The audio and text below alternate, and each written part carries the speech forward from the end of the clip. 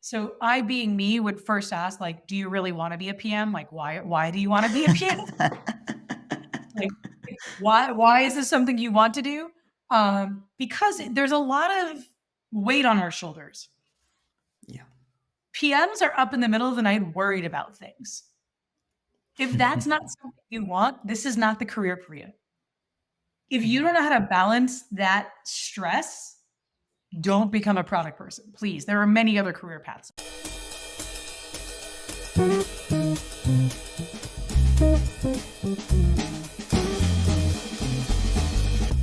Welcome to the Product Weekend podcast with Brito, Moita, and Tojal. We hope you enjoy. Hello there. Welcome to episode number 6 of the Product Weekend podcast. This time with me, Tojal and Moita. In this episode, we're excited to bring you a conversation with the dynamic Tami Reiss. Tami is a seasoned product leader and coach and known for her innovative and effective strategies in the field of product management. Today, we dive into the world of decision making and career navigation in product management. We explore Tami's unique only 3 questions you'll ever need framework, a game changer in making impactful and strategic choices. We discuss how to align your career vision and assess your current professional state, the art of strategic planning and decision making in product management, Tami's practical approach to leveraging life experiences for professional growth, and finally, is the PM role being changed by AI or is it something else going on? If you enjoyed the podcast, please leave us a rating on your favorite podcast app and share the episode with your network, as that will make you look good. Point number 1 and most important, but also help us grow and bring you even more interesting conversations with great guests. So now, let's get this show on the road with Tami Reiss. Enjoy. So Tami, thank you very much for being here and welcome to the Product Weekend podcast. How are you feeling today? I'm excited to be talking to 2 awesome Portuguese men again. Yeah, you're just recently in Portugal as well, so it's not been a long time. Nope. I was there in October for the Productize conference. It was a lot of fun. Yeah, no, it was. I was there as well, and I watched your talk, and also I was at your workshop. So I was very engaged, and I found it so interesting that I thought, okay, we need to get Tami on the podcast. So that's why we're here, basically. Awesome. Glad to be here. Perfect. So we want to start with a very simple question. We have the same question for everyone. So, and considering we are the Product Weekend podcast, so what's a recent weekend that you really enjoyed? Oh, well, this past weekend I was in Amsterdam. So I enjoyed being in Amsterdam. I did not do any of the things you think I did in Amsterdam, but I did. Okay. They're having something called the Amsterdam Light Festival right now. So along the big dam, you can walk, and there are all of these awesome light installations. So we walked that on Friday night. And on Saturday night, we went to a place called Sauna Deco. I am very into Art Okay. Deco architecture, and they took this beautiful store, which had, I think, Lalique windows in it with all this unbelievable stained and frosted glass. And so someone bought all of the old glass and brass work and they put it into this beautiful indoor sauna. And so we got very warm on Saturday night. But in general, Amsterdam is a really lovely city. I got to be in The Hague for 2 days to share some product knowledge with a corporate group out there. And then I got to spend 2 days in Amsterdam over the weekend. I haven't been to Amsterdam. I don't know if João has, but definitely on my list, and now even more. So sounds really good. Mm-hmm. I'll make my way soon. Very, very walkable city. Yeah, I've been some years ago. It's actually a super nice city. And it's one of the places we're thinking of bringing the Product Weekend eventually. So maybe we can meet there for a Product Weekend in Amsterdam. Hey, you pay for a flight. I'll show up anywhere.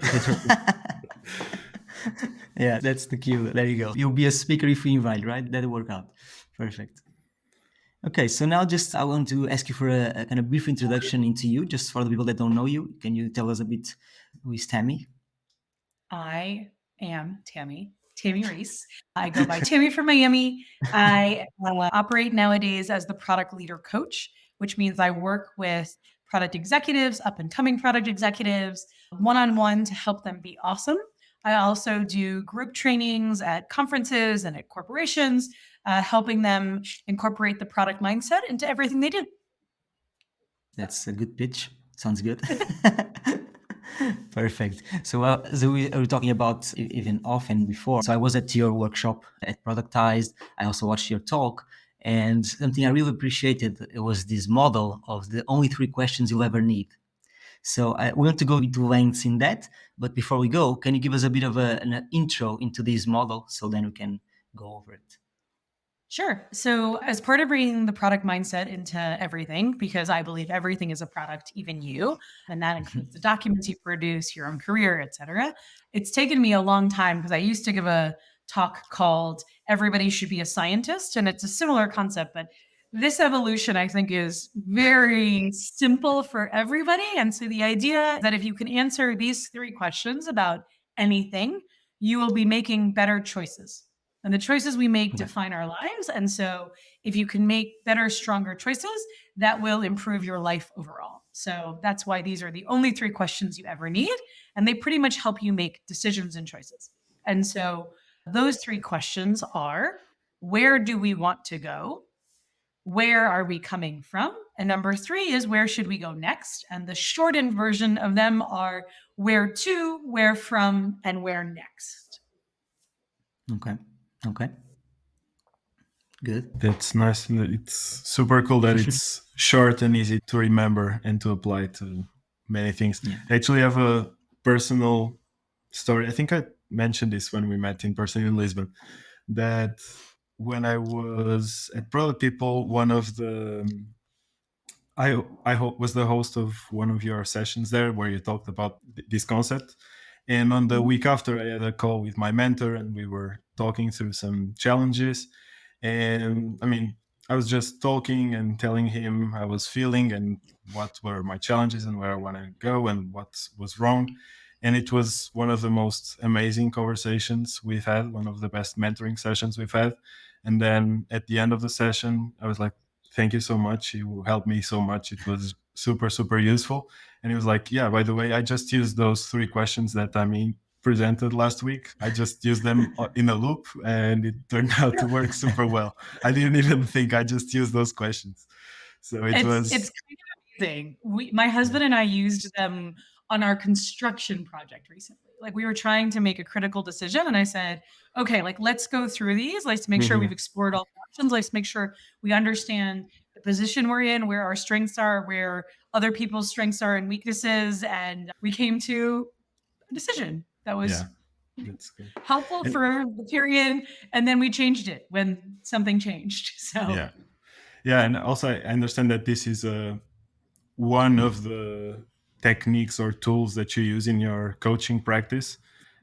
How can someone that doesn't have access to you, let's say, and cannot have coaching with you, because not everyone is that lucky to have you as a coach, Tami from Miami as a coach. How can someone leverage this framework for either self-coaching or for mentoring their direct reports, for example? What are some ways that you've seen that working? I think the most fundamental thing that everyone needs to do is make sure that they're even thinking about that first question. Where do you want to go?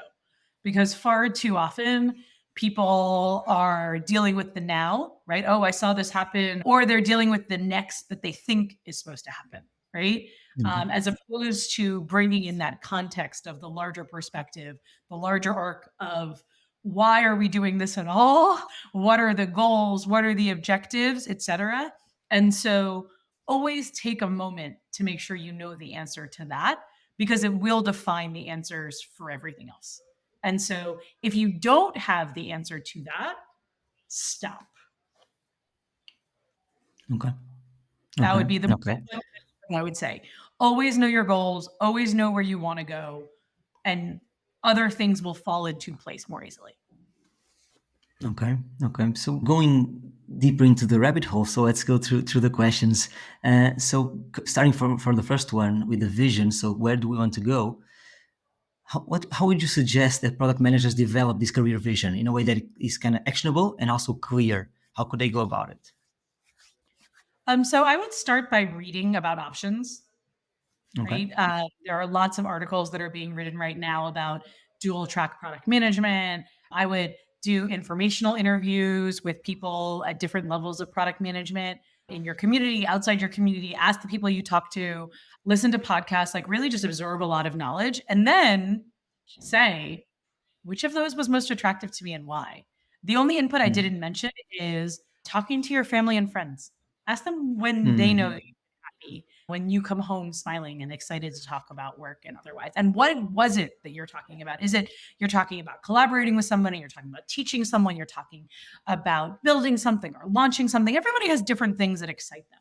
Yeah. And yeah. Start getting a better gauge on that and what the possibilities are that are out there. And don't define your future based on what you think you're supposed to do, based on what you've been told you're supposed to do, right? Like we each get to lead our own lives. We each get to create our own trajectory, and we're all individuals. So there is no one answer for everybody.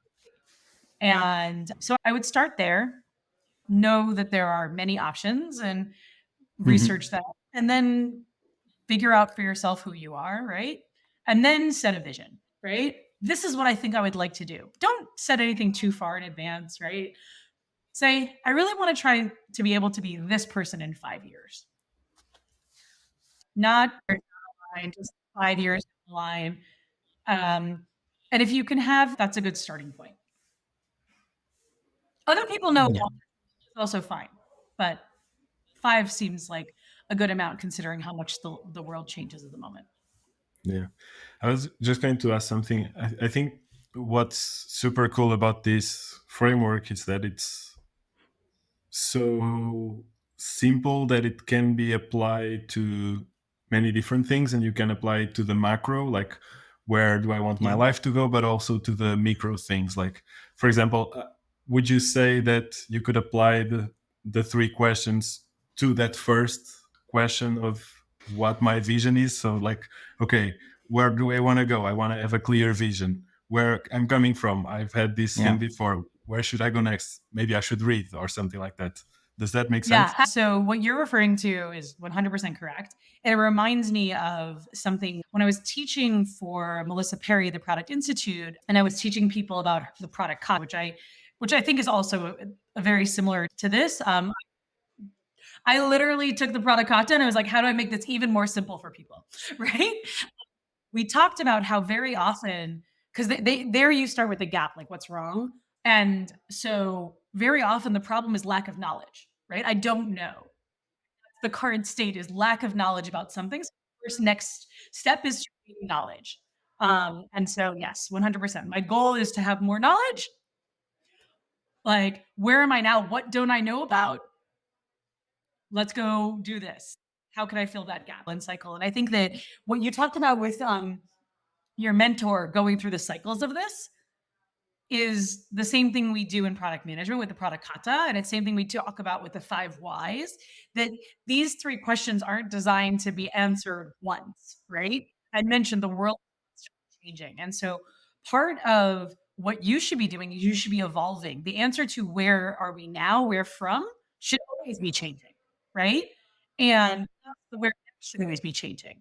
The where do I want to go may not change as frequently because it's a vision, but the other 2 are in constant flux.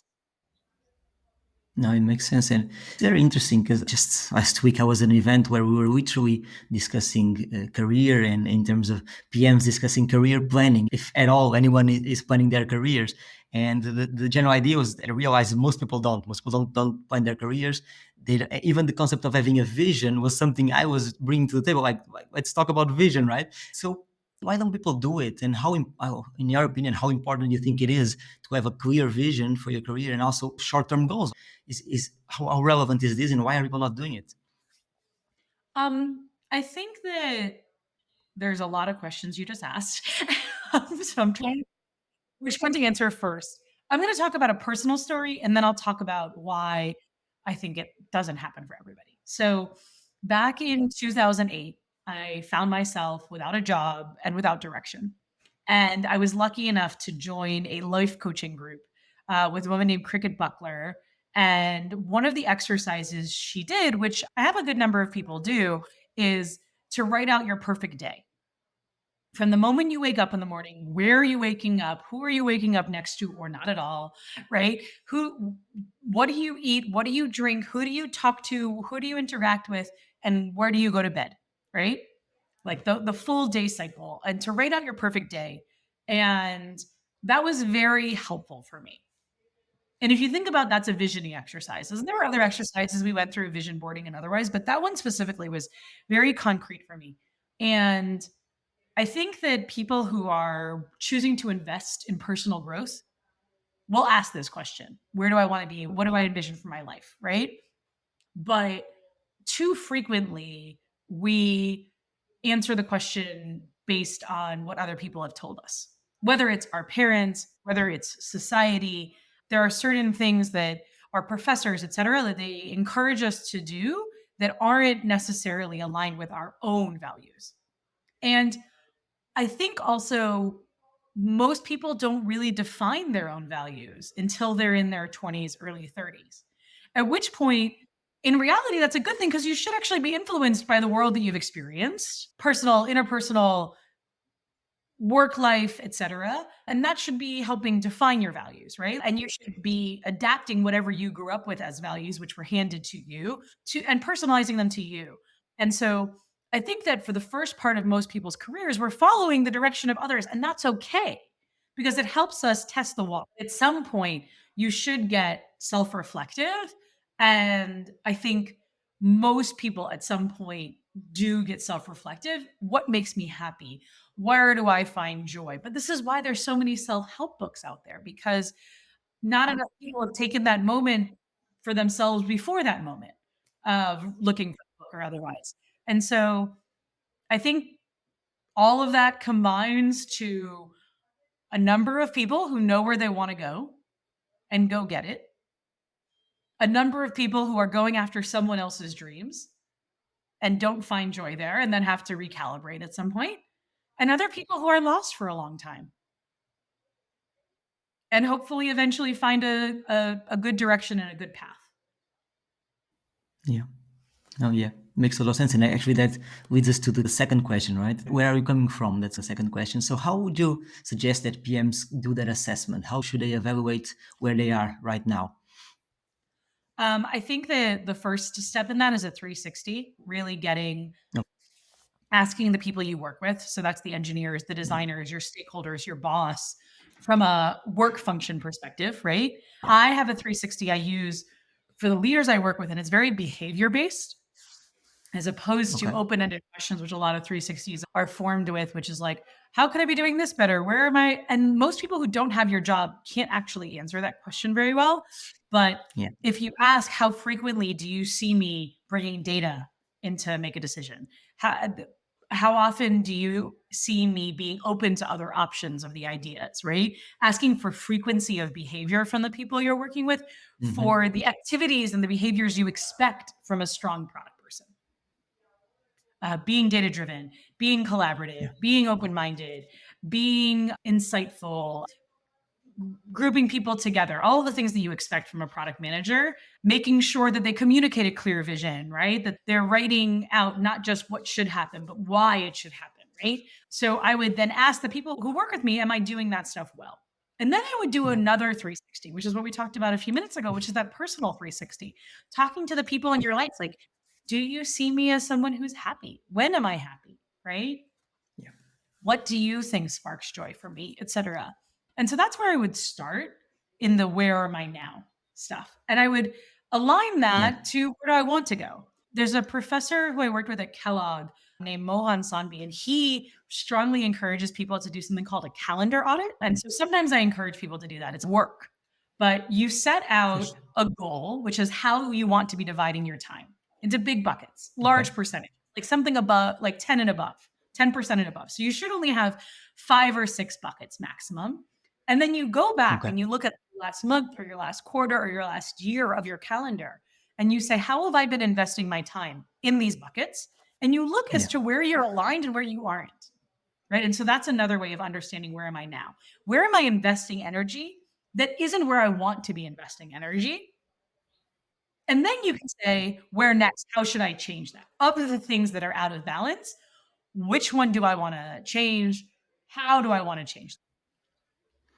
Yeah, then that also is a matter of focus, right? Because you're going to identify the obstacles, you're going to identify the things that are stopping you from reaching maybe the next level of your career, and then it's hard. How do you decide where to focus? Yeah. So one of the things I do with all of my clients is they take a self-assessment, and they don't realize they're doing a mini calendar audit, but I ask them in the past week, how many hours did they put into, or on average week, how many hours do they put into different things?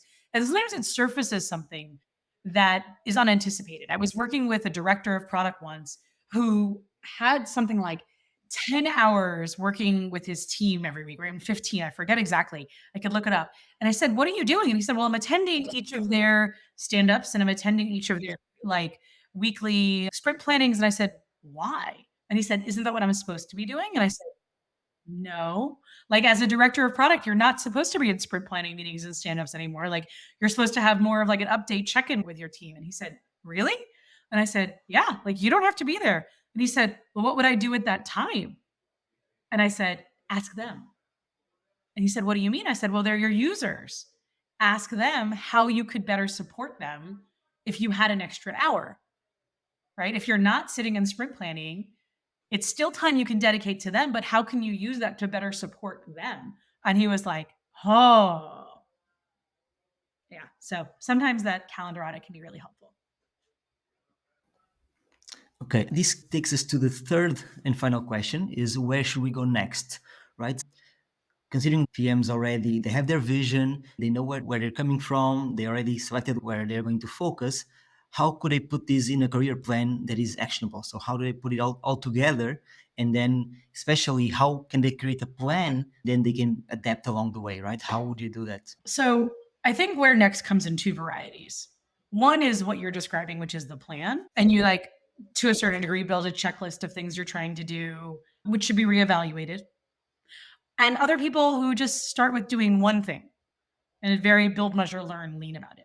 And so I don't think that there's one which is better or worse, but I think that from the where now assessment, you should have a clear sense of gaps.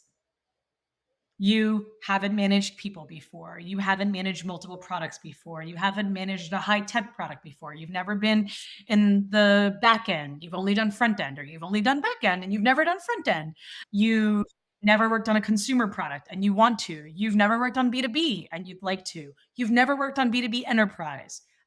You aren't that great at communicating. You aren't good at public speaking. You aren't good at collaborating with designers. You don't share the vision enough. And so depending on those gaps, you have to then say, okay, which of them, like step one is prioritizing which of them I want to fill, because which are most important for my vision to fill. And then say, okay, what are the options on how I can fill this? Is this something where I'm going to join Toastmasters and really improve my public? Do I need to collaborate with my engineering manager so that I have better defined stories, right? And how can I cycle through that? Do I need to work with somebody who can help me put together better presentations, depending on what's wrong, right? And so I think that is the next part, but I think that the cycle really is that feedback loop of, okay, I've put forth energy to be better at something. Let me check in with the people who said I wasn't that great at it. Even though I think I'm doing better, am I actually doing better?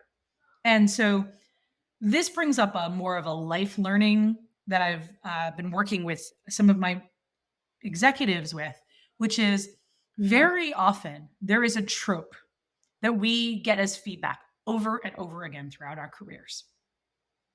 And when we get it, it is like a punch in the stomach, because we say to ourselves, but I've been working on this for a decade. How could this still be a problem? And so what I've helped people recognize is that we are naturally inclined to have certain talents. And so we are naturally better at certain things and not as good at other things. No one can be great at everything. And therefore, especially in a discipline such as product management, where you have so many different skill sets that come into play with being great at it, no one is going to be quote unquote perfect and great at all of them. And therefore, when you're a product manager, it's going to come up as a weakness. And then you're going to get better at it. And you're going to overcome whatever this shortcoming is good enough to become a group product manager. But as a group product manager, that skill set is still probably something you're going to have to actively work harder at to bring up to the level of group product manager or higher. Whatever that thing is that isn't your natural inclination, you're always going to be having to be working harder at it to have it be at the level of your other skills for whatever your next skill is. And similarly for director and senior director and vice president, CPO, right? So thinking about wherever we have as challenges as not as, oh, I'm going to fix this once, doesn't help. Thinking about it as this is something where I will always be challenged and I will always have to put extra energy in. But there are other things that come very easily to me that don't come easily to somebody else. Yeah. And that I am a constant work in progress. Everyone is a constant work in progress. And sometimes I will choose to focus on making this part of me better. And sometimes I'll choose to really excel at things that come more naturally to me. Yeah. And we can choose how we want to invest our energy. And we can base that decision based on how much is it preventing me from getting to my next stage. Yeah.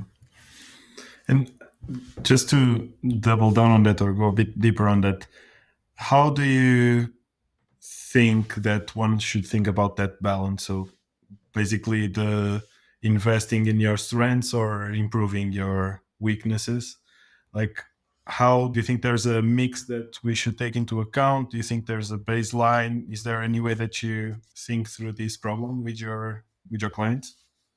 So one of the first things that I've given as advice for a long time now is if you're involved in a job where you are not naturally good at any part of it, like no part of it's coming easy to you, you're probably not on the right job, right? Find someplace else which is better and more aligned with some of your natural talents.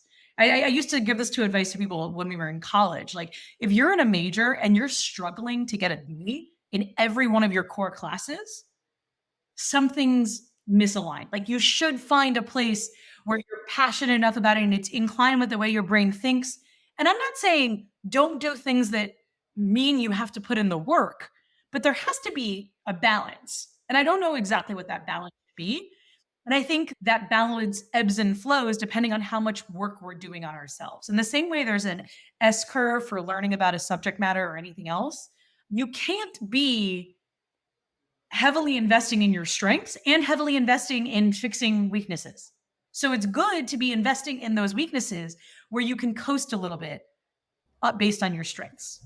Yeah. But if you're trying to improve some of your core strengths, that's a lot of energy. Don't spread yourself too thin. Well, what I would say is there are people who are lucky enough that they find really strong alignment in their career paths with their strengths and their shortcomings don't come up as often. That's awesome for them, right? And there's a certain trajectory they will take, but most of us, there's something missing, right? Especially because, as I mentioned, there's such a wide breadth of skills that are required at different moments, right? Like there's no typical day of a product manager. So like, and there's the art and the craft and the science. And so some of us are always going to be better at the data analysis. And some of us are going to be better at working with teams. And some of us are going to be better at communicating vision. And some of us are going to be better at writing requirements. And some of us are going to be better at customer interviews and user research. And some of us are going to be better at trend analysis and seeing the future, right? Yeah. So figure out what your strengths are and put yourself in a place where those strengths allow you to coast so you can invest time in those other things. Yeah. So have it clear at which moment, where do you want to put your energy, because you can't spread yourself too thin. Yeah. Never spread yourself too thin. It's exhausting. Mm-hmm. And you're not going to be successful. Yeah. Yeah. It's true. Makes sense. I think Tojal still has some more questions to go in depth about career, but I want to make a quick side question. Like these 3 questions can be applied to many things. So to your career is one of them, but it can also be applied to your product, to your company, to your house remodelation project, to your life. To your life, to your management style, to helping the people you are mentoring, to helping the people you're coaching, anything. Yeah. Yes.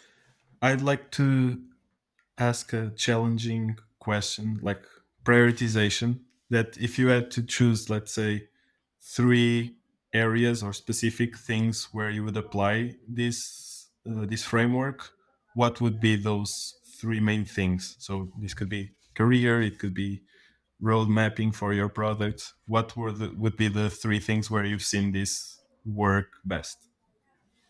So I think number 1 is your career, because it's good to know where you want to go. Number 2 would just be simply on a product. Like, what is the vision for this product or the company, depending on if it's a multiple product company. And the third one is on any sort of process you have, right? Like, what is the purpose of this process? What do we want to be getting out of this process? Mm-hmm.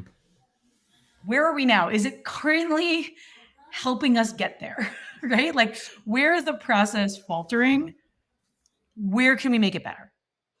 Where should we go next? And so whether that's a process or a document, I think that it's more processes that need help, because I think too often we add on processes that aren't necessary. Mm-hmm. Yeah, but that's cool. Yeah, I would start with the letting it be personal, and then the other one, applying it to products, is the most natural place for it to be. And most companies or multiple products.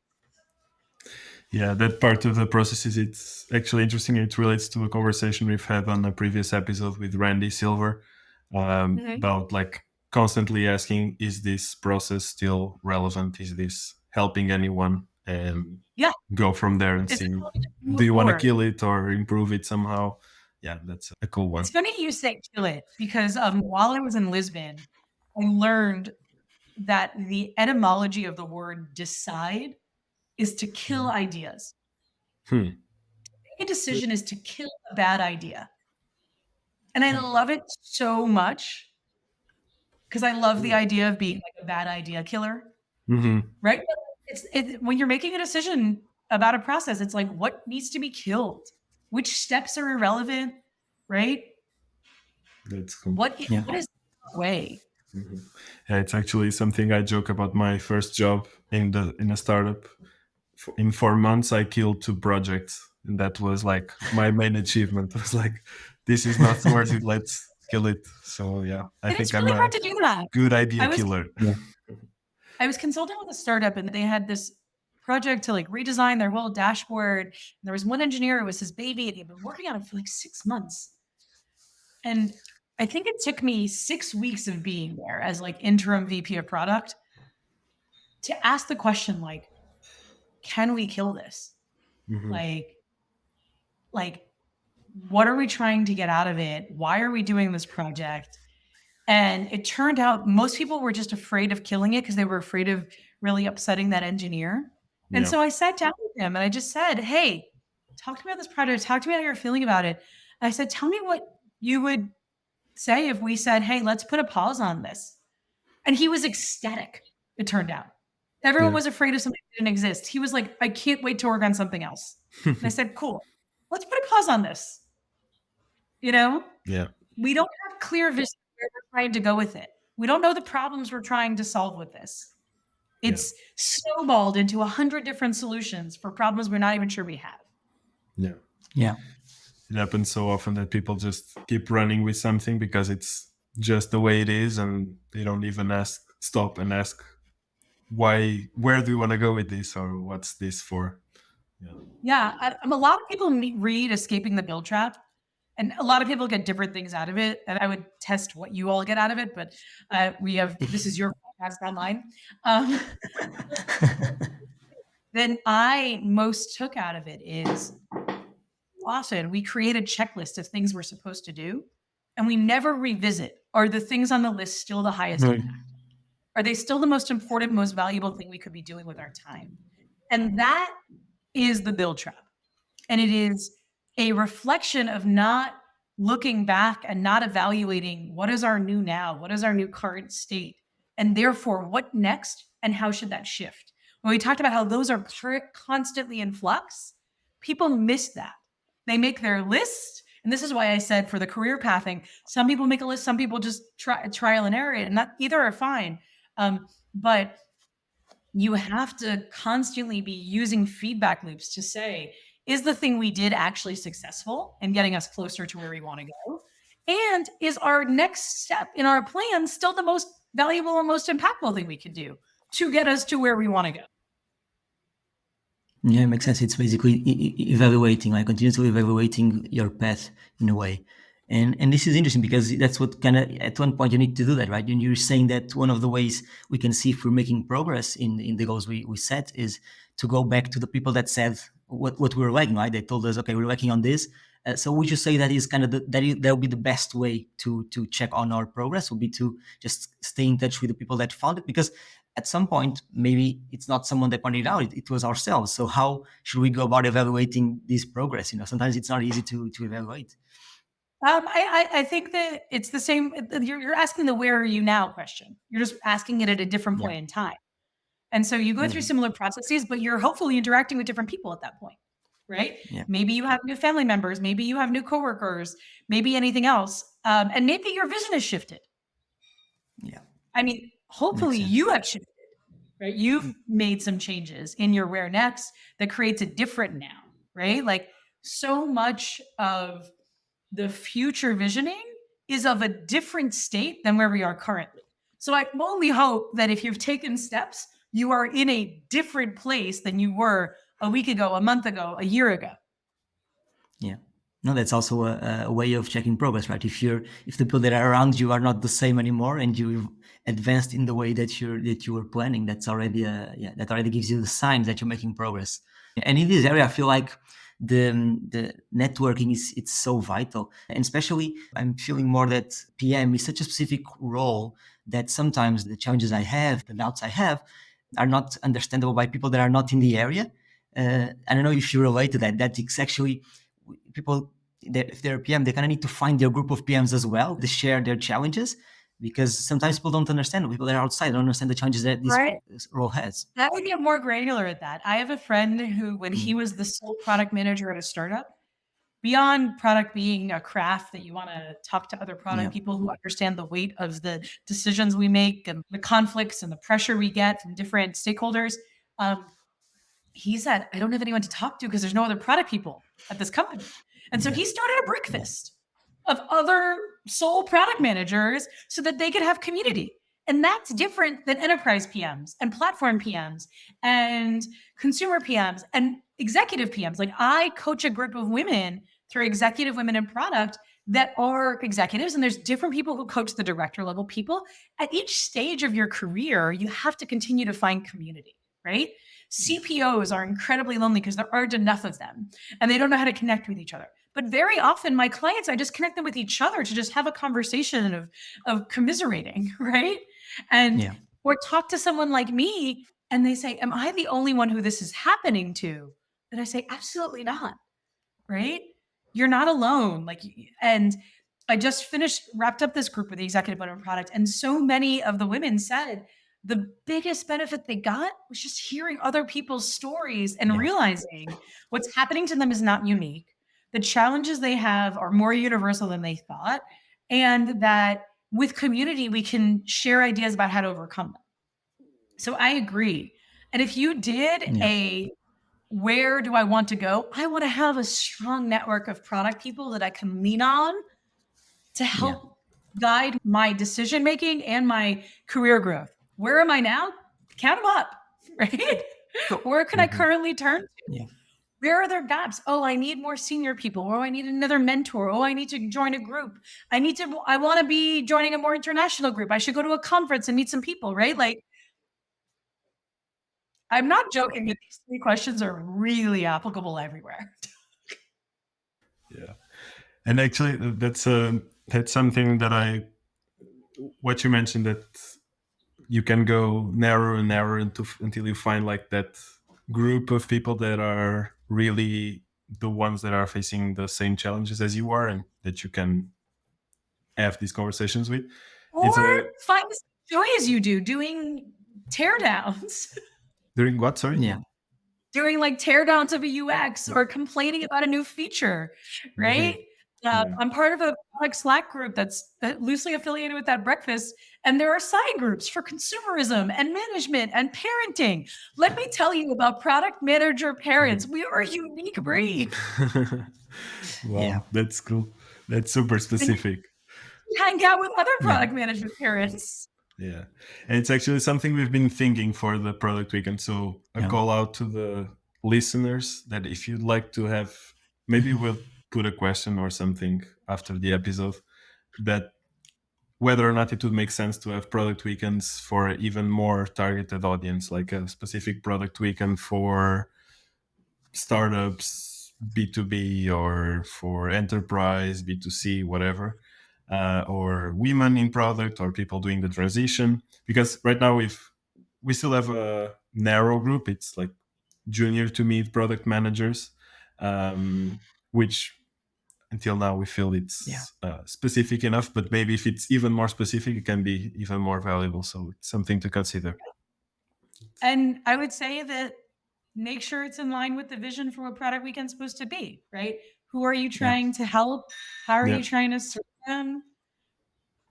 And it may be like, hey, this thing doesn't fit within our vision, but let me introduce you to the people who it does. Yeah. Right? Yeah. You may never want to do a product weekend just for women, or you might want to partner with women in product to do that, or women in technology to do that, or something else, right? Yeah. Food for thought, for sure. That's a good segue, because not everyone has seen the speech or heard the speech. When we talk about where next, and the whole model of these questions is based on Google Maps. We didn't mention that. So where to, where destination, where from, where's your current location, and where next. In Google Maps, you have options, right?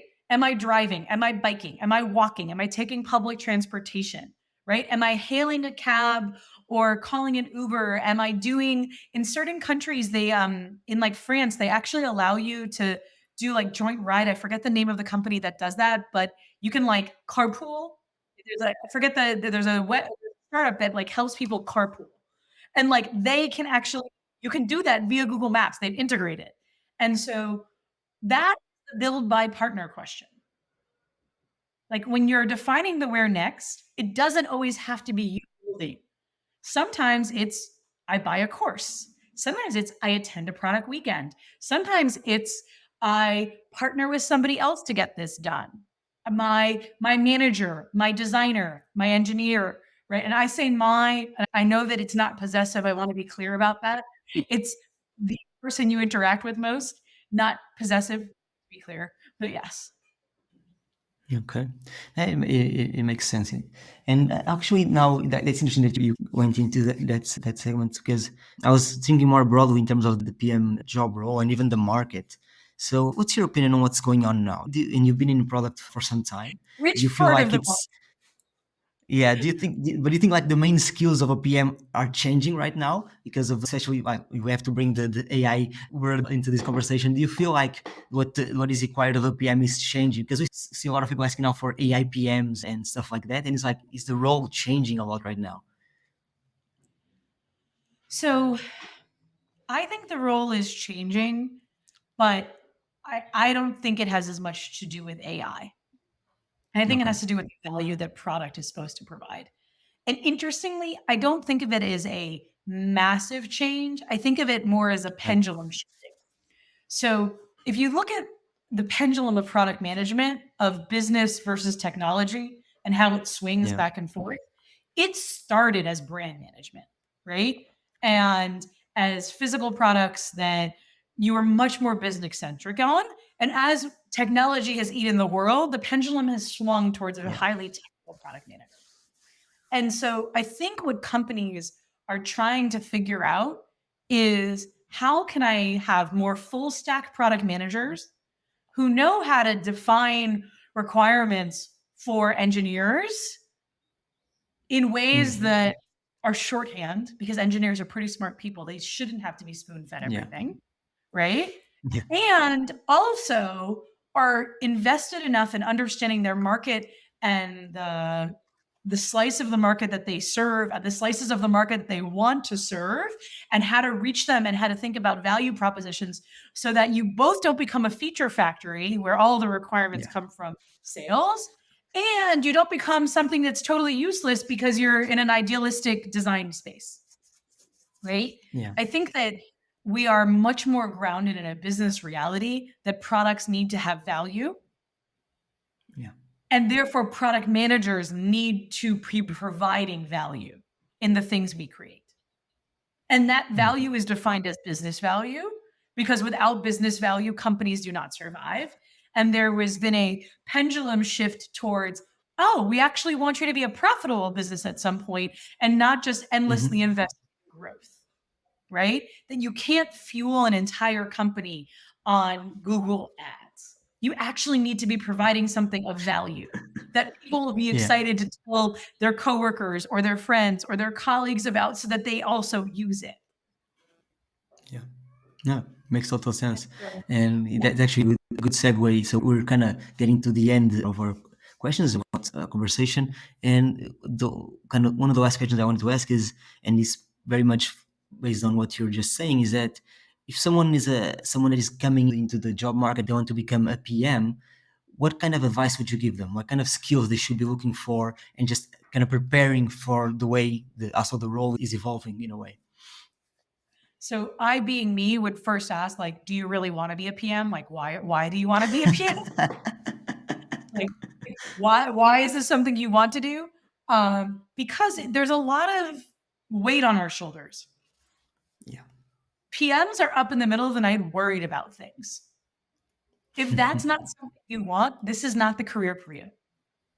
If you don't know how to balance that stress, don't become a product person, please. There are many other career paths out there. Yeah. If you have been known to get lost in analysis paralysis, please don't become a product manager. We need decision makers. Like, Perfect. If that is who you are, product is not for you. So first of all, I would start there. But if you like making decisions and you don't mind the weight of the decisions being on your shoulders, I would find initially something where you already have a strength.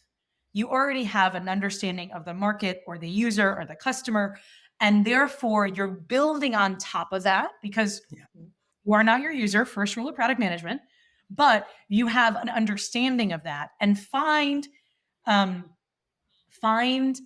companies that serve something you understand, right? That you're bringing value to because you are formerly a nurse, or you are a designer, or you already worked at the company, or you have an understanding of the regulatory system of tax, or whatever it is.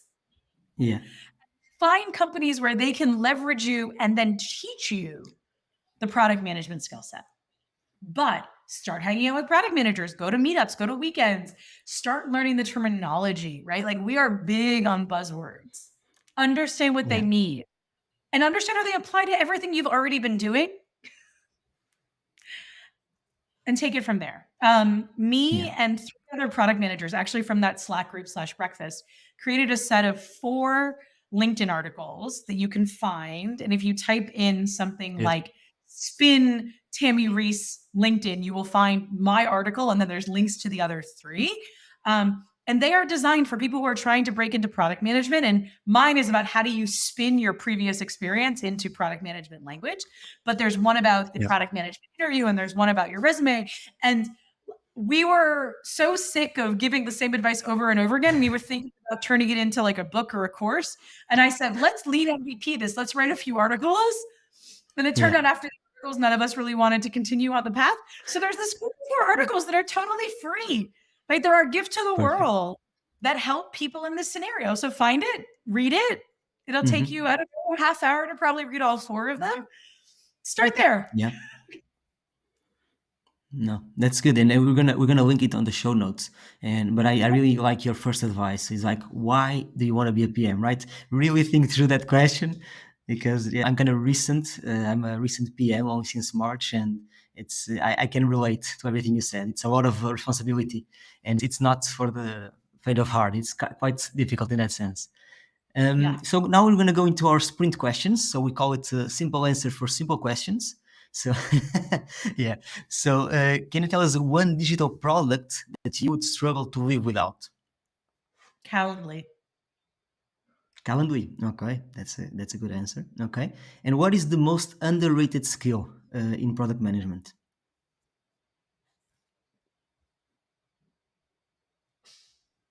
Written communication. Okay. Okay. I think that, and this is I think it's where people who have more of the humanities background excel. Yeah, no, it's true. It's true. Being able to my ideas, use word choice to be clear, because we can't always be talking or have long meetings. Clear, concise, written communication. There you go. And if you could shadow any product manager or a leader for a day, who would it be? This is a really good question. I'm thinking through a variety of different things. Like, my first thought was like, is there a product I really hate and I would want to see what's going on there? Or a company where like I would just like, I only have to do it for a day. So like, could I follow the head of Twitter or X or whatever it's called just to experience it? Yeah. Or and then I jumped to like government, like a CTO or a CPO at like the United States or something like that. I've gotten to meet Megan Smith. She's fantastic, but I'm not sure if I would want to shadow her because I feel like so much of those jobs is just bureaucracy at this point.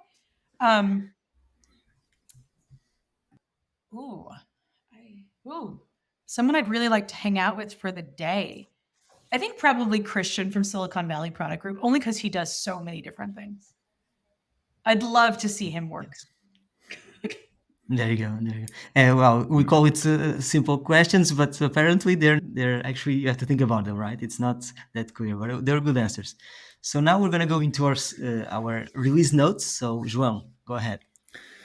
Let's go. Try to make this quick. There was a lot of juice in the episode. But yeah, so we started going through the only three questions you'll ever need. Where do we want to go? Where are we coming from? And where should we go next? It's important to keep in mind the larger perspective and answer the first question first, and have this in mind on a regular basis, let's say. And if you don't have the answer to the first question, stop and find that answer first, right? And yeah, to answer this, red light, stop. Yeah. And yeah, to answer this question, the tactic can be to first absorb as much knowledge as possible from reading, talking with professionals, with friends and family as well, from podcasts, events, etc. And don't decide your future based on what you should be doing or what people are telling you that you should be doing. But think it for yourself, because we are all individuals. Also this framework originates a bit from the product kata, but making it even simpler and easier to understand and to apply to different contexts. One concrete exercise that can be done is to think of the perfect day and what that would be, and it can help you define the vision. And then to answer the second question, so where are you coming from? A good approach is to do a 360 review with your colleagues based on behaviors specifically. So how often do you see me doing X, where X is traits of a good PM or what you define as a good PM? And then do also a personal 360. So more about the moments that bring you joy, bring you happiness, and think about that.